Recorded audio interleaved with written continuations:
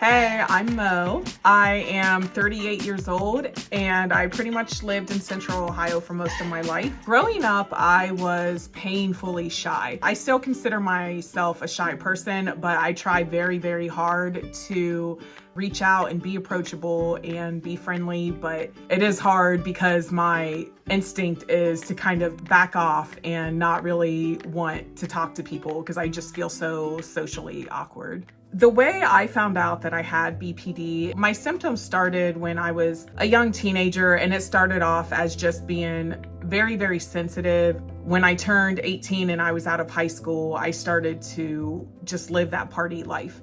So I ended up joining the Navy when I was around 20 years old because I didn't really know what else to do with my life. I graduated boot camp. My symptoms just got worse and worse and worse. And so that's when I decided to reach out to someone. They evaluated me and they told me, you have borderline personality disorder. And I was like, what is that? Like, borderline to what? Do I not have a personality or something?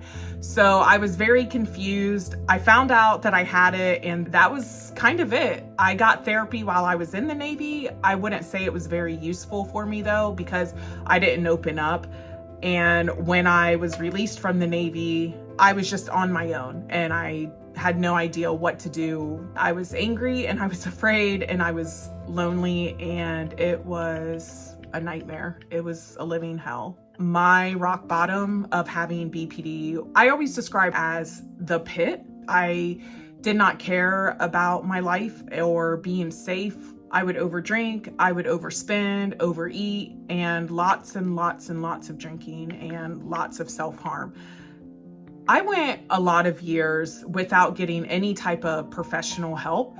And part of that is because in the beginning, I didn't care enough about myself or my life to want to get help. And then when I realized that I did want to live and I did want to get help, I still didn't really know what to do because I didn't have insurance. So therapy wasn't really an option. I would read a lot of books about Buddhism because one of the main teachings in Buddhism is to practice mindfulness. And that's really what got me through until I was able to get actual therapy. So now things are way different. I am able to recognize when I'm starting to slide down the pit, and I'm able to pick myself up from that and practice self-care and self-compassion. And I'm able to reach out to my therapist if things are feeling uncontrollable for me.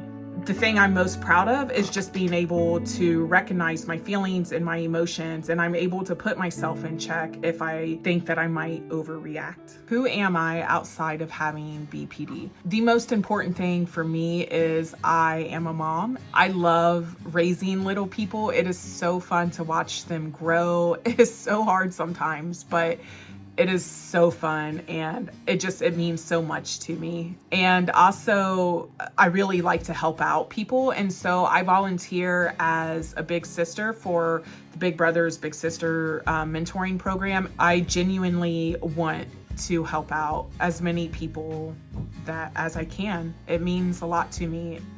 So my hobbies and interests. One of my favorite things to do is to walk around in the woods. That has always been so calming to me. I'm also a really big fan of poetry. I do love to read poetry. I love to write poetry. I also love to just spend time with my kids. I love to take them to fun places like the zoo and the children's museum. My long-term life goals are to just raise healthy and happy children, and so far so good.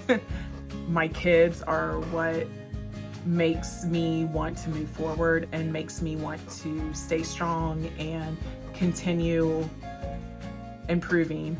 So my advice for people who maybe have just found out that they have BPD, when you start this journey, please just keep fighting. In the beginning, it is really hard, there's a lot of tough pills you have to swallow. Who wants to admit when they're wrong? And that's hard to do, in my case, there were a lot of apologies that I needed to give to people. It wasn't fun. It's hard to change your habits and to not fall into the old trap of whatever negative stuff you think about yourself. I wish that we could give ourselves more credit for being able to recognize that we are struggling. After a while, the healthy habits that you create for yourself are just going to become habits. It's going to be easier for you.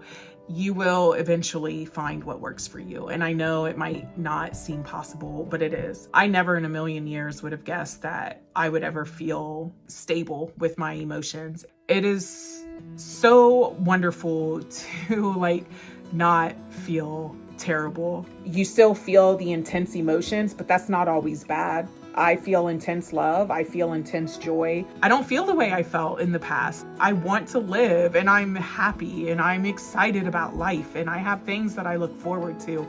It is so worth the hard work. It really is, I promise.